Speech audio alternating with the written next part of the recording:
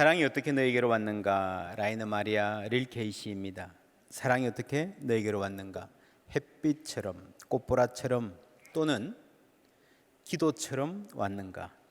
행복이 반짝이며 하늘에서 몰려와 날개를 거두고 꽃피는 나의 가슴에 걸려온 것을, 하얀 국화가 피어있는 날 그 집의 화사함이 어쩐지 마음에 불안하였다.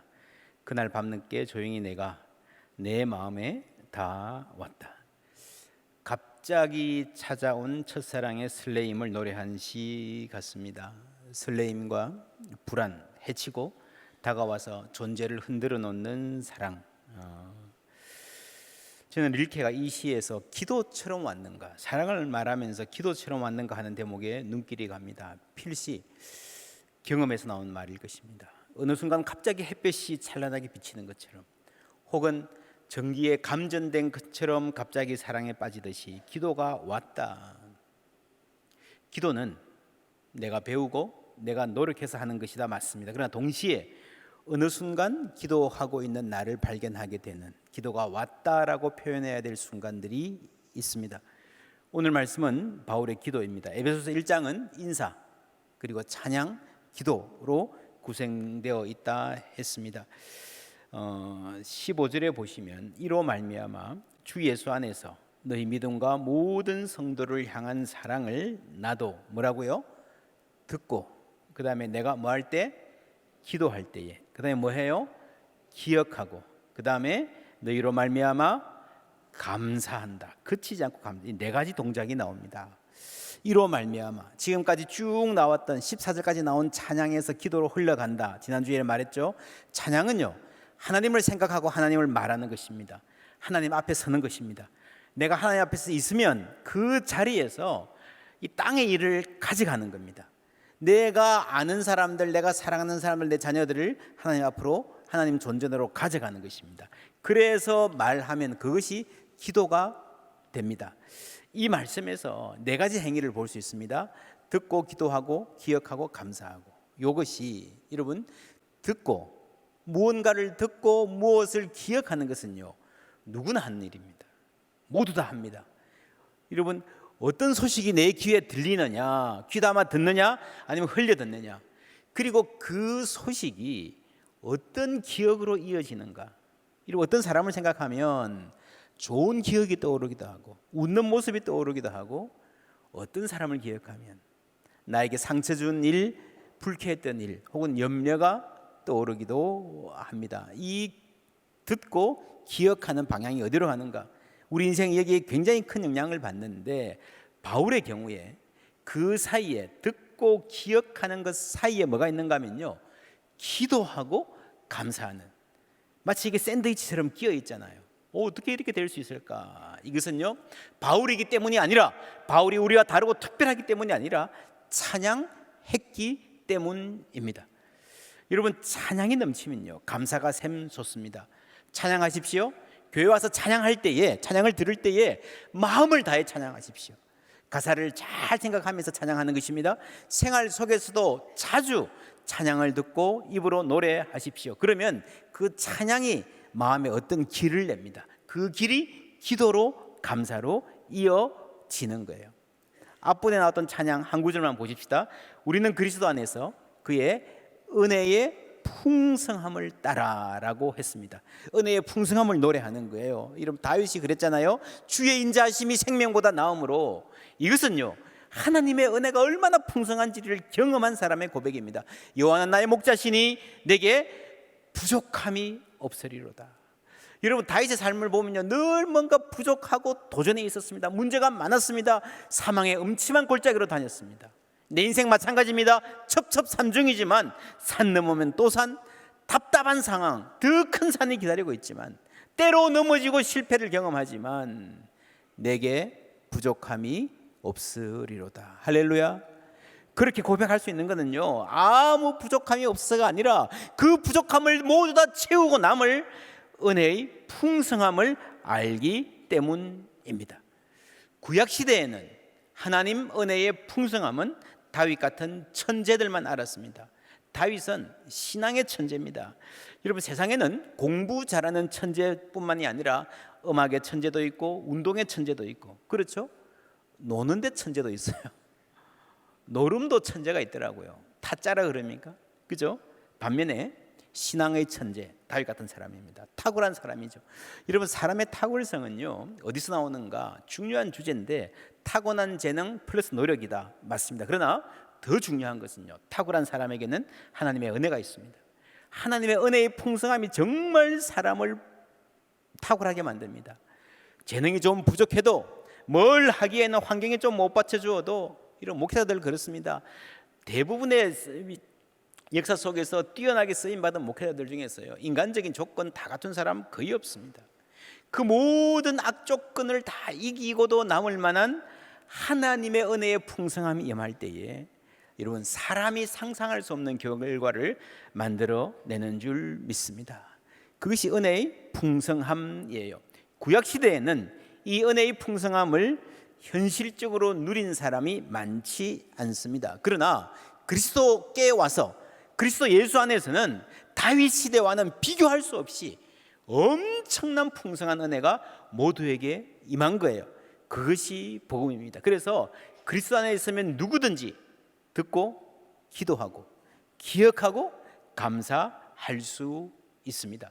여러분, 은혜의 풍성함은요 많은 경우에 은혜의 조밀함으로 나타납니다.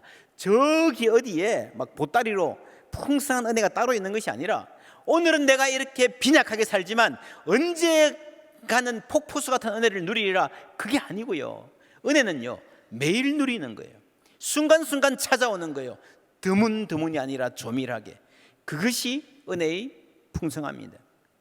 우리의 삶은 날마다 숨쉬는 순간마다 내 앞에 어려운 일 보는 그런 삶이죠.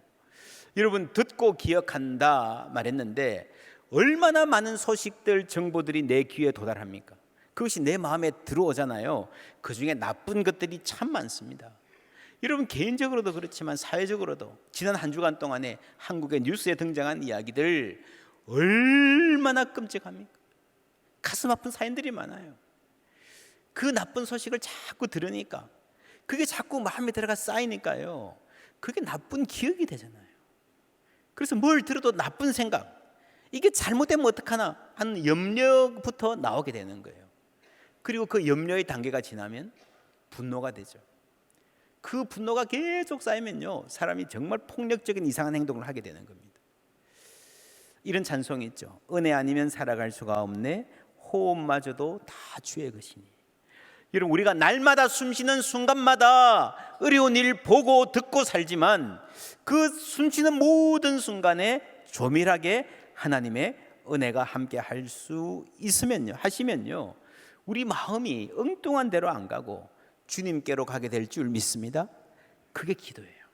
그게 감사하는 삶이에요. 이 마음에 길이 나는 것입니다. 오늘 바울의 기도의 내용을 보아도 이 마음에 대한 기도가 핵심입니다. 18절 19절 함께 읽습니다. 너희 마음의 눈을 밝히사 그의 부르심의 소망이 무엇이며 성도 안에서 그 기업의 영광의 풍성함이 무엇이며 그의 힘의 위력으로 역사하심을 따라 믿는 우리에게 베푸신 능력의 지극히 크심이 어떠한 것을 너희로 알게 하시기를 구하노라. 아멘. 세 가지입니다. 하나님 우리 마음의 눈을 밝히실 때, 바울의 기도의 가장 간절한 제목은요, 건강을 위한 기도도, 사업을 위한 기도도, 자녀 잘되게 해달라는 기도도 아니고요, 첫 번째가 마음의 눈을 밝혀달라. 어떻게 밝히는가 하면, 첫 번째 부르심의 소망, 두 번째 성도 안에서 그 기업의 영광의 풍성함을 알게 해달라 그러고요, 셋째는 그의 힘의 위력으로 역사하심을 따라 믿는 우리에게 베푸신 능력이, 지금 베풀고 계신 하나님의 능력이 얼마나 큰지를 우리가 알아야 된다는 거죠. 알아야 된다는 겁니다. 첫째가 부르심의 소망입니다. 우리 모두 하나님께서 우리를 불러주셨기 때문에 이 자리에 와 있는 줄 믿습니다. 우리를 성도로 부르셨어요. 그것이 우리의 소망입니다. 여러분, 로마서 8장 28절 다 같이 읽습니다. 우리가 알거니와 하나님을 사랑하는 자 곧 그의 뜻대로 부르심을 입은 자들에게는 모든 것이 합력하여 선을 이루느니라. 아멘. 모든 것이 합력하여 선을 이룬다. 우리가 좋아하는 말씀입니다. 누구에게요? 그의 뜻대로 무엇을? 부르심을 입은 자들에게는. 그래서 부르심을 입은 자들에게 선을 이룬다는 말은요, 무슨 말인가 하면 그냥 다 잘 될 거야, 괜찮을 거야, 돈 잘 벌 거야, 병 다 나을 거야, 그런 말이 아니에요. 그런 말이 아니고 무슨 일이든 이것이 다 합해서 나에게서, 나를 통해서 우리를 부르신 하나님의 뜻이 이루어진다는 말입니다. 그래서 우리가 예수 밖에서는요, 내 욕심을 이루고 내가 갖고 싶은 것 손에 넣고 그게 인생이었어요. 그러나 여러분, 예수 안에 들어가면, 예수 안에 있는 삶은요, 하나님의 부르심의 소망, 나를 통해서 하나님의 크신 뜻이 이루어지는 인생, 그것을 소망하는 인생이 되는 거예요. 그것이 하나님의 나라와 의를 구하는 삶입니다. 두 번째로 기업이라는 말이 나오는데, 성경에 기업이라는 말이 많이 나오죠. 무슨 기업인가? 여러분, 한자로 기업이라 그럴 때에 company, firm, 회사를 말하는 글자가 있습니다. 그런데 그게 아니고 터기자, 기본이라는 거죠. 이 말은 유업이라는 말로도 번역되는데 inheritance, 삶의 터전, 그리고 portion이라고 합니다. portion, 목, 분기십니다. 하나님이 우리를 위해서 예비한 모든 것, 우리가 갖게 될 모든 것을 하나님은 기업이라 그럽니다. 성경은 그렇게 말합니다. 예레미야 애가에 보면요, 내 심령에 이르기를 여호와는 나의 뭐니? 기업이시니. 영어로 보니까 The Lord is my portion. 이런 피자를 사왔어요.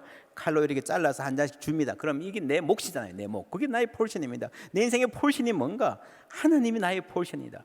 그 하나님이 나를 위해서 예비하신 모든 목, 내가 장차 상속받게 될, 그래서 그 기업의 영광의 풍성함이 무엇이며를 영어로 보면요, What are the riches of his glorious, 영광스러운 inheritance, 내가 상속받게 될 모든 것, 하나님이 그 은혜 가운데 우리를 위하여 준비해 놓으신 모든 것, 궁극적으로 새하늘과 새 땅이죠.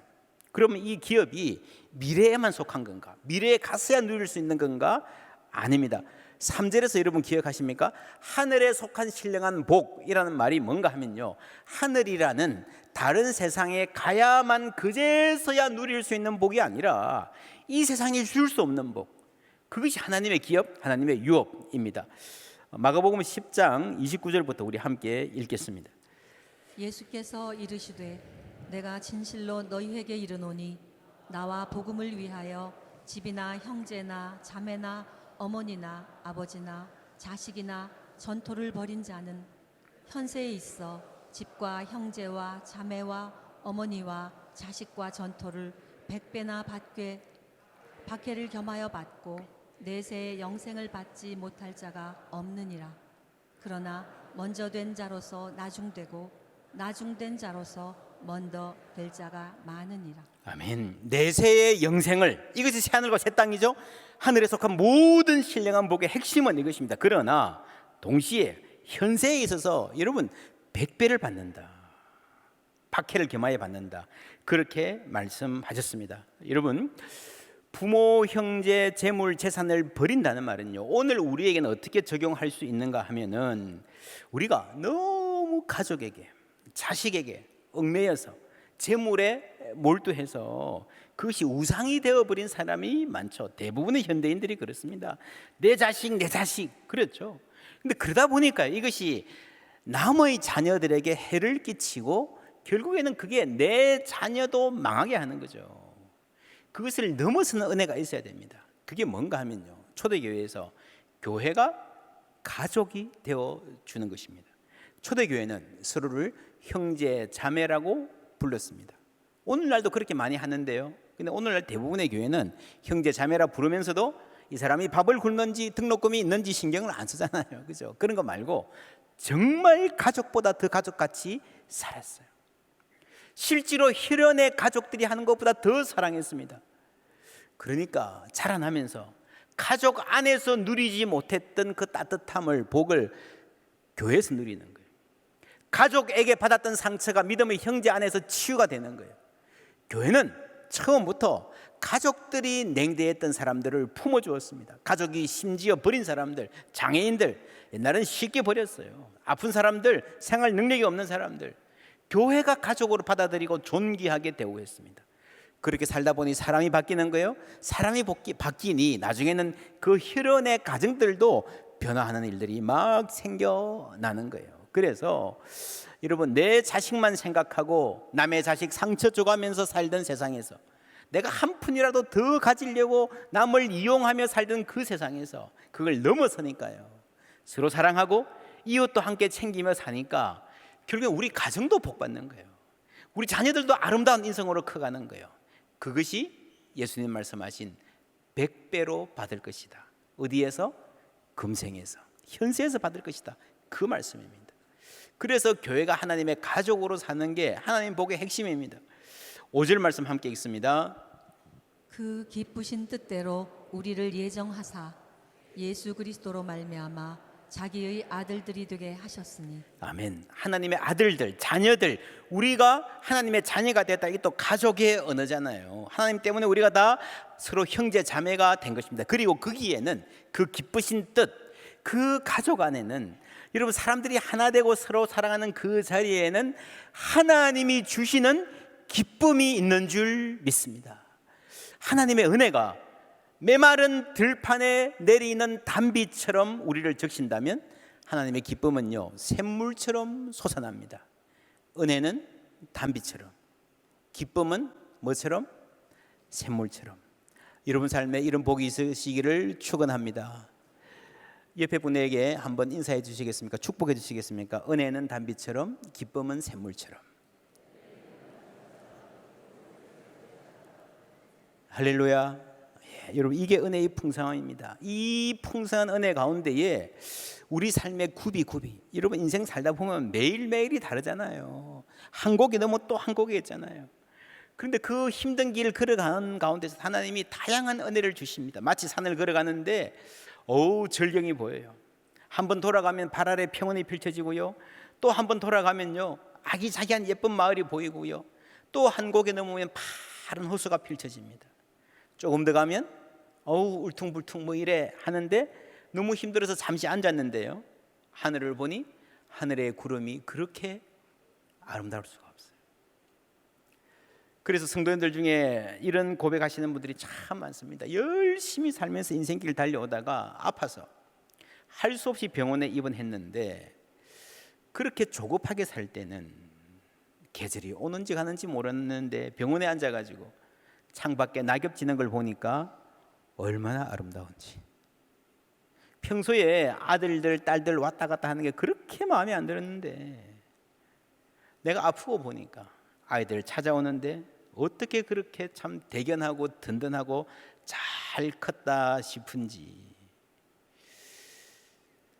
병원에서 외로운 밤에 쏟아지는 별빛 아래에서 그 크신 하나님의 사랑 말로 다 형용 못하니, 저 높고 높은 별을 넘어 우리를 위해 이 땅에 오신 하나님 사랑 고백하게 되고, 목사님, 제가 정말 건강할 때 알지 못했던 은혜를 병원에서 누리고 있습니다. 그래서 여러분, 은혜의 풍성함은요, 은혜의 조밀함입니다. 그런 경우가 있잖아요. 정말 내가 힘들 때에 그때 찾아오는 친구. 아니, 나한테 이런 일이 있는지 아무도 모를 텐데, 누구한테도 이야기 안 했는데 어떻게 여기까지 알고 찾아왔나. 정말 나에게 관심이 많은 친구죠. 정말 내가 힘들 때 전화해 주는 친구. 어떻게 알고? 그 전화 한 통이 여러분 사람을 살릴 때가 있습니다. 하나님의 은혜는 우리에게 그렇게 찾아옵니다. 우리를 아시기 때문에, 우리에게 관심이 많으시기 때문에. 마리아 릴케가 기도가 온다라고 할 때, 저는 그것이 그런 경험일 거라 생각을 합니다. 정말 간절히 필요할 때 하나님 우리에게 찾아오시는 거예요. 여러분, 이것이 예수님의 약속입니다. 은혜의 풍성함. 그런데 마가복음 10장에 보니까요, 그것과 함께 핍박도 받을 것이다 했습니다. 핍박은 교회를 순결하게 하고 우리의 초점을 분명하게 하고 하나님의 능력을 의지하게 만듭니다.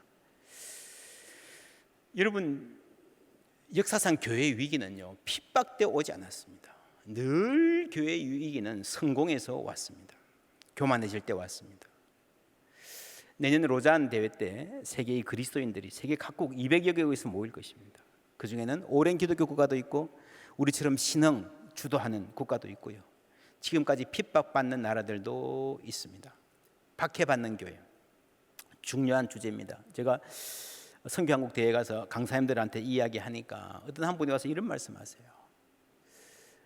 핍박받는 교회, 로잔 대회 준비하면서 세계 각국의 선교사님들, 기독교 지도자들 만나는데 그런 분들이 계세요. 지금 이제 한때 좀 복음이 열려서 막 교회가 막 성장하다가 선교문이 닫혀가지고 막 선교사님들 쫓겨나고 하는 그런 나라들, 선교사님들 와가지고 대화하는데 얼마나 힘드세요? 막 눈물 흘리면서 손 붙잡아 주니까 이분이 아닙니다. 아닙니다. 그래서 그 교회 지도자들이 하시는 말씀이 이 복음의 문이 열려가지고 교회가 막 큰 교회가 생길 때 사람들이 많이 모이는 건 좋은데 그냥 막 들이닥치니까요. 이게 막 그냥 아무 헌신 없이 진리를 따르겠다는 결단 없이 그냥 막 밀려서 교회로 오더라는 거예요. 걷잡을 수 없이. 그러니까 교회가 얼마나 허약해지고 혼탁해진다. 이거 참 너무너무 마음 아프다. 어떻게 할 수가 없었어요. 그런데 다시 박해의 시대가 왔어요. 힘들죠. 죽을 만큼 힘들죠. 근데 그러다가 한쪽에 보니까요, 갈 사람은 가고 정말 남을 사람들이 남아서 예전에 그 순수한 열정이 회복되더라. 이제 정말 우리가 교회를 제대로 세워볼 수 있는 때가 됐습니다. 기쁘고 감사합니다. 할렐루야. 저는 그 고백 듣고 정말 감사했습니다. 하나님이 하시는 일을 보는 게 마음의 눈을 뜰 때의 은혜입니다. 그 하나님께 능력이 있습니다. 세 번째, 그의 힘의 위력으로 역사하심을 따라 믿는 우리에게 베푸신 능력의 지극히 크심. 여러분, 상속, 인헤리턴스는요, 좀 미래에 초점을 맞춘 거라면 이 능력은 현재죠. 지금 오늘 우리 가운데에 하나님이 능력으로 함께 하고 계신다는 말입니다. 이것을 우리가 알아야 된다는 말입니다. 그런데 우리는 오늘날의 그리스도인들은요, 대부분 이 능력을 실감하지 못하고 살아갑니다. 왜요? 많은 이유가 있겠지만 그 중에 하나는 아마도 핍박이 없기 때문일 겁니다. 예수 믿는 게 너무 편하기 때문일 겁니다. 또한 모험하지 않기 때문입니다. 하나님을 위해서 위대한 일을 시도하지 않기 때문에 하나님의 능력을 경험할 여러분 그런 기회가 없는 거예요. 예를 들어 여러분 아주 고성능 내비가 있다고 생각하십시다. 저 강원도 산골짝 전라도 외딴섬까지 막 세세하게 아주 작은 골목까지 다 보여주는, 그 주위에 뭐가 있는가지 다 말해주는 정말 엄청난 내비의 능력이 있어도 나는 이거 가지고 늘 집하고 직장만 왔다 갔다 해. 그럼 이 내비의 능력을요 실감할 기회가 없는 거예요. 그래서 우리가 나가는 것입니다. 청년들 단기 선교 힘들지만 보내는 거예요. 여러분, 성경을 읽어보면 초대교회는 전부 다 자신의 경계를 넘는 사람들이 이야기입니다. 굳이 어디 멀리 안 가도요, 유대인들끼리 모여서 오글오글 살다가 이방인들 만나는 거예요. 다른 사람 만나는 거예요. 이디오피아 내시한테도 가까이 가는 거예요. 경계를 넘는 것입니다.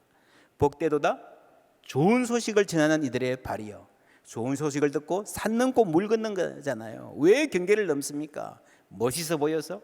나의 식견을 넓히려고? 아니에요. 여러분, 경계를 넘는 것은요 멋있지 않습니다. 아주 고생스럽고 대단히 위험합니다. 그런데도 경계를 넘는 것은요 전해야 될 복된 소식이 있기 때문인 줄 믿습니다. 내가 가진 이 복음이 저들에게도 구원이 되기 때문에 믿고 나아갈 때에 하나님의 능력이 역사하는 것을 체험하게 되는 겁니다.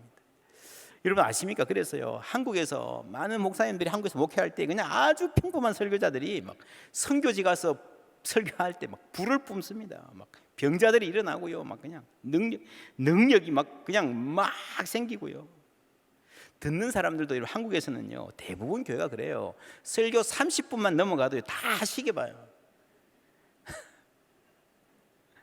그런데 여러분 중국 같은 나라 여러분 얘기 들어보셨을 거예요. 한참 막 교회 막 일어날 때요 3시간 설교했는데 붙잡고 더 해주세요, 더 해주세요. 같은 사람이 설교하는 거예요.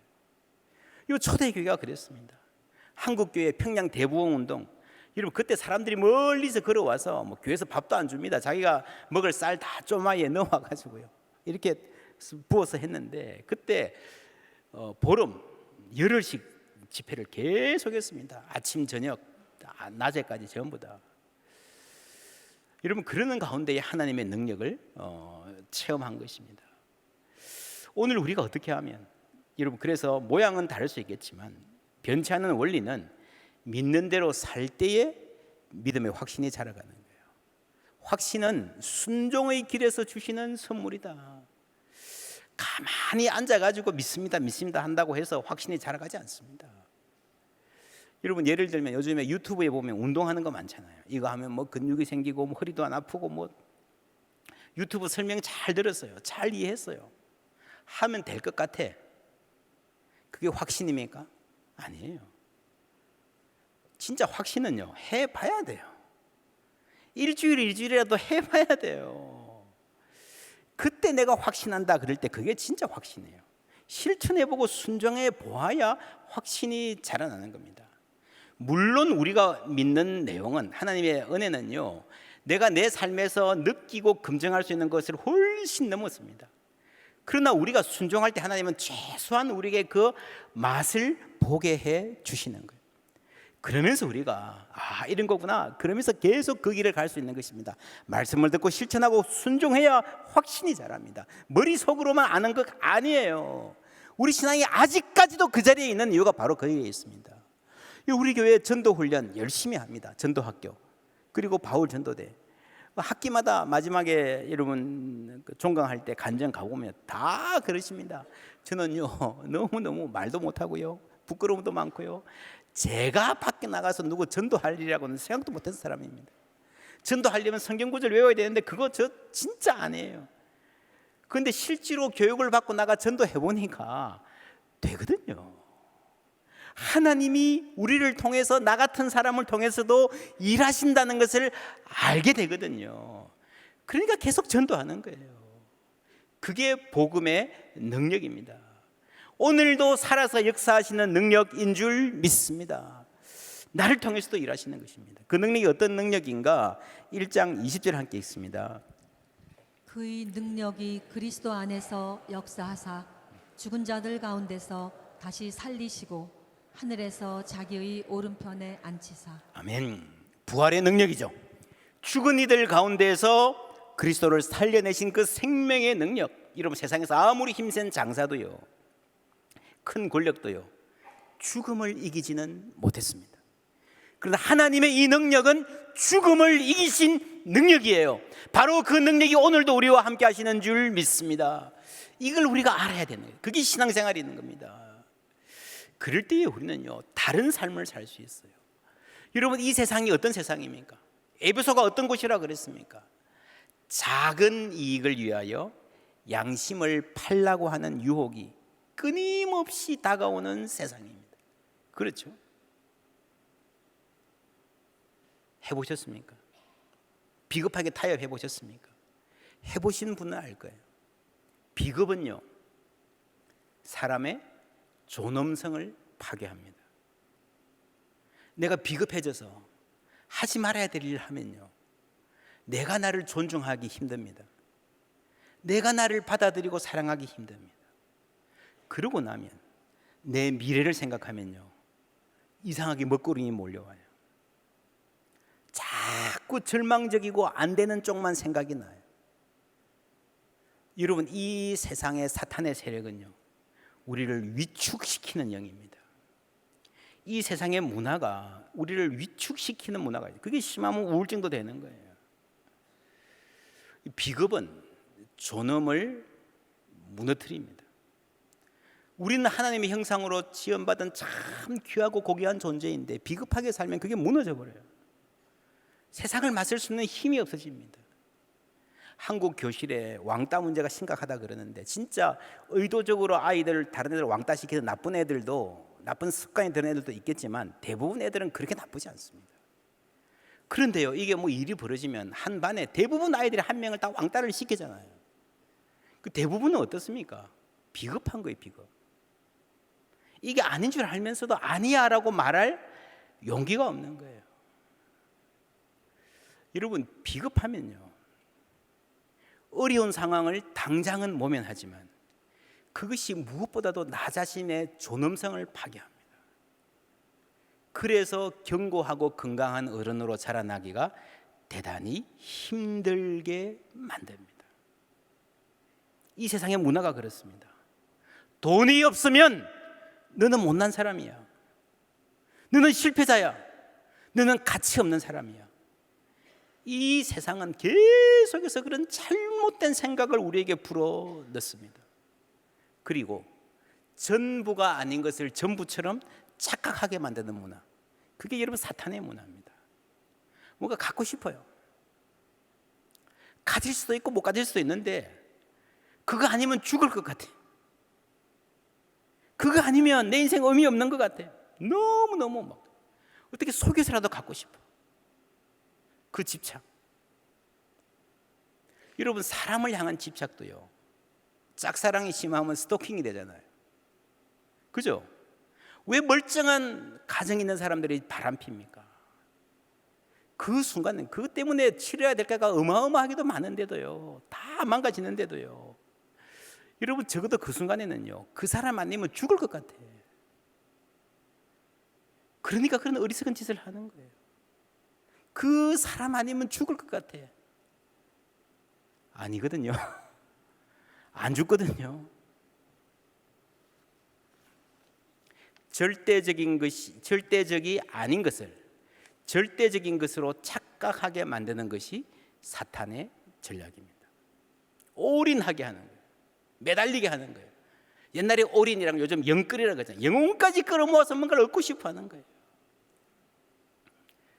절대적이 아닌 것을 절대적인 것으로 착각하게 하고 우리 인생을 허비하게 만드는 사탄의 전략.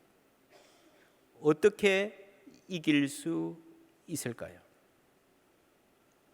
정말로 절대적인 분을 알면 이길 수 있습니다. 하나님을 알면 이길 수 있습니다. 하나님의 풍성한 은혜를 알면요, 뭐 좀 부족해도요, 감사하며 기도하며 살 수 있는 거예요.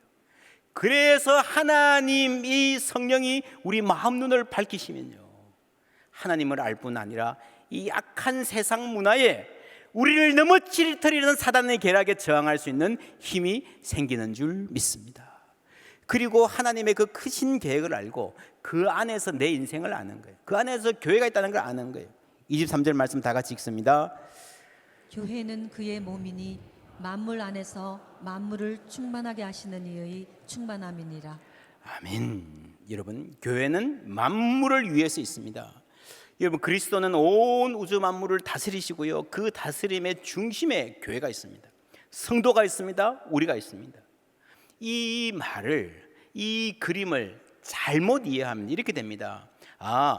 그리스도께서 온 우주의 주인이시고 우리는 주님의 교회니까 주님께서 이 온 우주 만물을 이용해서 나를 챙겨주실 것이다. 저 밖에 있는 사람들, 이 세상에 있는 사람들을 이용해서 내 이익을 보상해 주실 것이다. 맞습니까? 틀립니까? 틀립니다. 이런 생각은 하나님을 아주 고약한 자기 새끼밖에 모르는 이기적인 학부모 같이 만들어 버립니다. 그렇지 않습니다. 하나님 물론 우리에게 복 주시기를 기뻐하시지만 우리를 불러서 우리를 통해서 세상을 복 주시기를 원하시는 줄 믿습니다. 아브라함을 그래서 부르잖아요. 너로 말미암아 세상이 복을 받을 것이다. 그것이 부르심의 소망이고 부르심의 영광입니다. 여러분, 2주 전에 대구 동신교회 목사님 오셔서 그런 말씀 하셨죠. 교회는 스스로를 위해서 존재하지 않는 유일한 집단이다. 그리고 회사는요, 그 회사의 이익, 사장의 이익, 잘해봐야 사원들의 이익을 위해 존재합니다. 노동조합은 노조원들의 이익을 존재합니다. 대한민국 정부는 대한민국 국민들을 위해서 존재합니다. 그러나 교회는 교회 안에 있는 사람들을 위해서 존재하는 것 아닙니다. 포항제일교회는 포항제일교회 교인들만을 위해서 있는 것 아닙니다. 세상의 빛이고 세상의 소금이다. 세상을 위한 빛이고 세상을 위한 소금이라는 말입니다. 교회는 이 세상에서 가장 독특한 공동체입니다. 우리의 이익을 위해서 여기 있지 않습니다. 제가 포항 처음에 와서 이제 주위 분들에게 여기 어디 뭐 갈만한 데 어디 있냐 하니까 저기 뭐 도립공원 뭐 어디 산을 이야기하더라고요. 가보니까 도립공원인데 절에서 돈을 달라 그러더라고요. 제가 이상하게 이 절에 돈 내고 들어가려니까 좀 아깝더라고요. 그래서 그 앞에 서서 여기를 들어갈까 말까 고민하고 있는데 옆에 누가 와서 무료로 들어가요. 그 물어보니까 조계종 신도증이 있으면 무료로 들어간대요. 제가 그 말을 듣고 나도 조계종 신도증을 가지고 올까? 흔들리진 않았지만 제가 많은 생각을 했습니다. 교회는 안 그러잖아요. 물론 교회가 그 원칙대로 잘 못해서 비난받을 때도 있지만 교회는 뭘 만들어 놓고 우리는 공짜고 다른 사람 돈 내라 그런 거 안 하잖아요. 반대로 우리가 돈 내고 우리가 헌금해서 그래도 세상에 베풀고 먹이고 세상에 빛이 되려고 노력하잖아요. 여러분, 제가 불교를 비난하자고 하는 말이 아니고요. 세상의 모든 조직과 모든 집단이 다 그렇습니다. 자신들의 이익을 위해서 있는 거예요. 근데 교회는 예외입니다. 교회는 반대입니다. 교회는 출발부터 이 세상을 사랑하사 죄인들을 위하여 자기 몸을 내어주신, 자신의 생명을 내어주신 예수님을 따라서 생긴 공동체이기 때문에 교회는 이기적이 될 수 없어요. 자기 중심적이 될 수 없어요. 그러면 안 되는 거예요. 그래서 우리가 선교하는 겁니다. 그래서 교회는 공동선을 위한, 그렇죠, 우리한테만, 그리스도인들한테만 좋은 이런 게 아니라 모든 사람을 위한 좋은 방향, 선을 이루어 가는데 헌신해야 되는 거예요. 이 시대의 공동선이 뭔가, 뭘 위해 노력해야 되냐? 첫 번째, 기후 변화에 대응하는 겁니다. 그렇죠?